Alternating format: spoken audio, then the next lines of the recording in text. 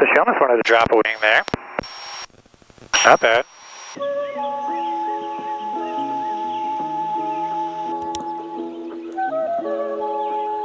Hey, welcome back, y'all. It's another cold, rainy day here in West Virginia.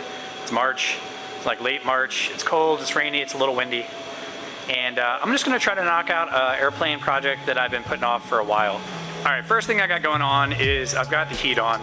Because it's a little bit colder, I want it to be a good temperature for this epoxy or adhesive to set up. So I'm getting that going while I'm getting everything prepped. The other thing is, because I waited 2 years, that epoxy or adhesive has expired. So I called them, they mailed me another one, charged me a small fee, and that showed up this week. So I'm ready to put the new adhesive on and install my Micro VG kit. So I'm excited, let's get into it.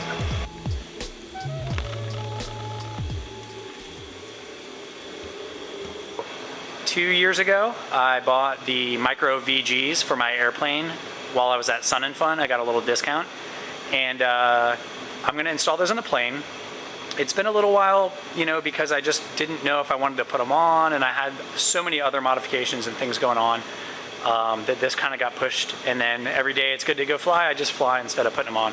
So it's a pretty easy installation from what I've read. People estimate anywhere from 6 to 14 hours, and there's multiple different airplanes, so there's so many versions, it's hard to say what mine will take. It shows up in this little box right here. In this box, like I said, one of the most thorough STC kits I've seen, and I've installed quite a few. First off, it comes with very detailed instructions. This even talks about overview, and it gets into your technical drawings, it gets into your measurements. It's different for every airframe, but you know, it's gonna explain and spell out everything you need. It comes with the tape, it comes with the adhesive. Here's all the actual VG kits. I've painted mine. It comes with the instructions for how to paint them. It comes with a template, a kit you carry in the airplane in case you have one fall off. It's your min equipment list, or your min equipment list is gonna tell you if you need to install spares or not. You're gonna carry this with you. It comes with a piece of Scotch-Brite. It comes with the X-Acto knife. It comes with a pencil, with some thread, with some gloves. It comes with the applicators. And like I said, it comes with a tape measure. And then it also comes with all of your paperwork. And last but not least, this tube that ships in the box is your templates. I have put them sandwiched in these boards to straighten them out, but these templates show exactly where to put the VG. And those are what we're gonna get started laying out. So I'm not gonna do a how-to video. That's not the point of this. I'm probably the last person to do this. There's so many people that have done it. There's tons of information out on the forums, out on backcountrypilot, supercub.org, everywhere else, but you don't need it because it comes with everything in this kit. However, I'm just gonna show you guys the process. It's probably gonna be a lot of time-lapse, fast-paced stuff because it'll get pretty boring if you watch me do this for 6 hours, who knows. All right, let's get into it.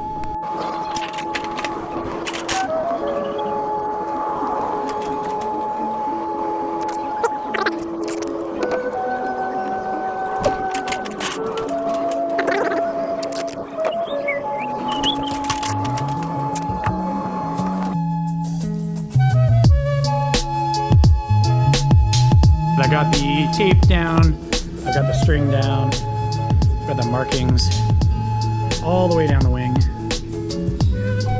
So next we'll be throwing these templates on. I'm excited, I'm getting there.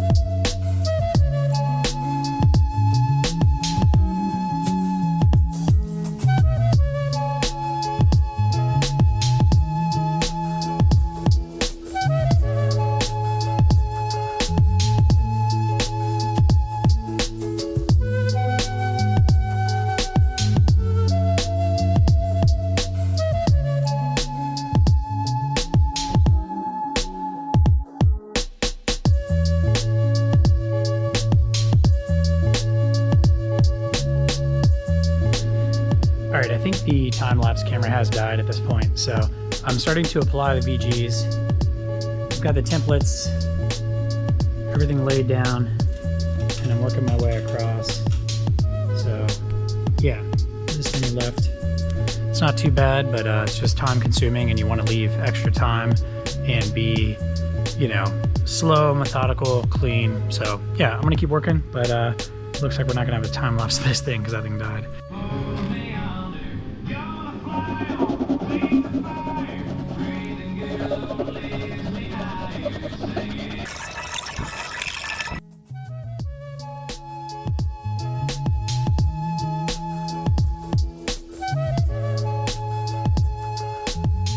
Okay, so what I've got, you've got the activator. So you spray that on first, and I'll do 2 just real quick.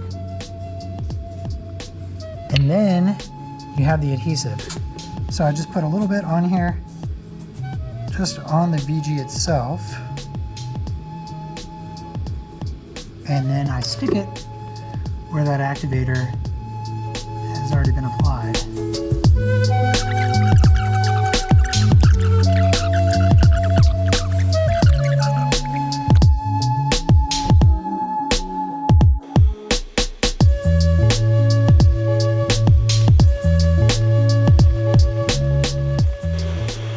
Alright y'all, good morning.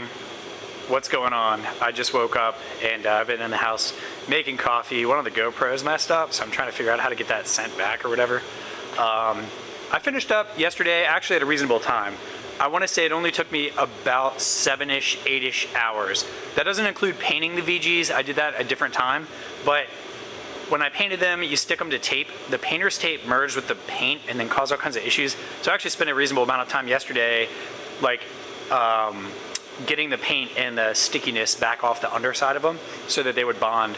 So that was unexpected. I didn't really film it because it was just annoying, because if you count the amount of VGs, you know, every time you spend whatever 10 seconds, that's that times 150 or whatever it is. So I did that during the process, but otherwise the wings went really smooth. It took a lot longer just to get those 2 undersides of the horizontal, you know, the templates off of there. But ultimately it worked out, got it done, good to go. So I'm excited. I'm excited to fly it and see how it does. I've heard a lot of good things, and yeah, we'll see exactly how slow I can go and you know, just what I can do with the VGs on there. So yeah.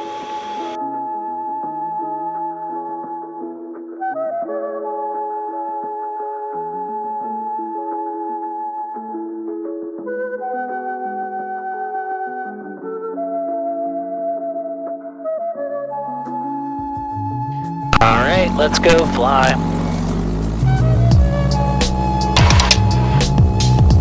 Green line traffic, Cessna 34 Charlie departing runway 21, green line.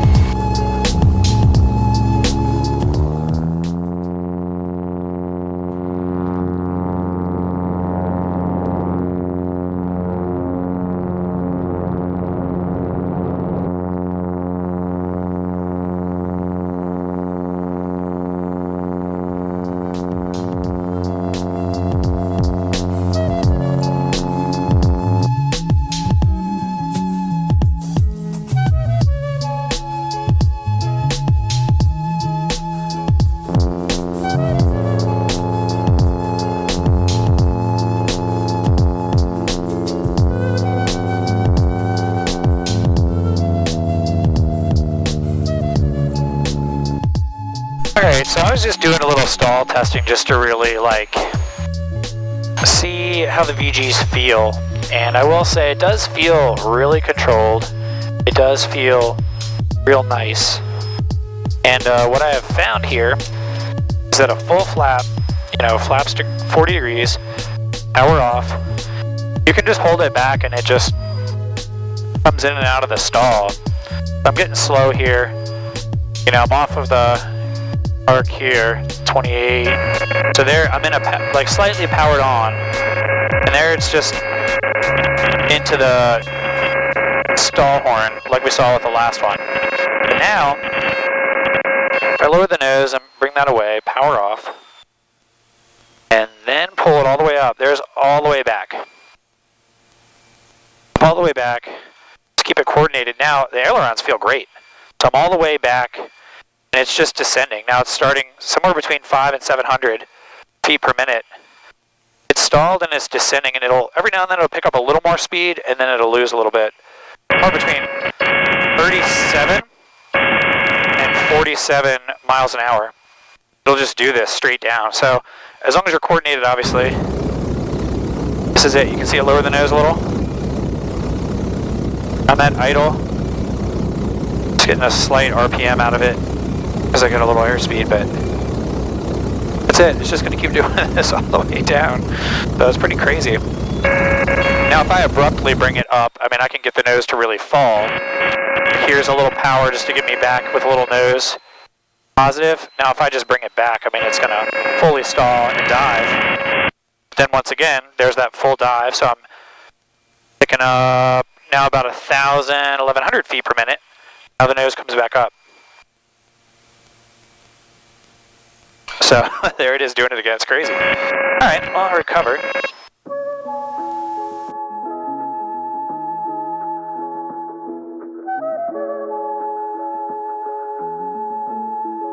Yeah, it got even worse since this lap. Holy. It is doing what it said it would do.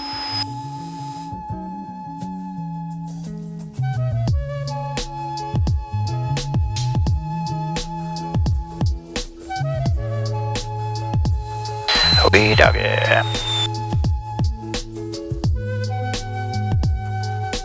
Get out of here, bird. We're gonna go around you, that's for damn sure.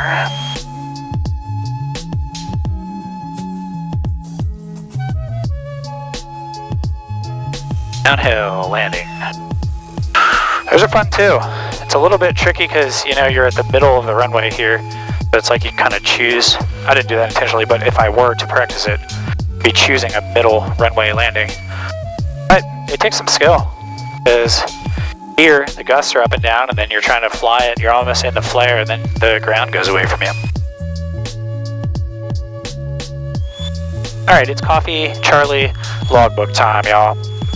I don't know if I'm gonna make a video out of this or not, but today went not as planned because of the weather, as usual.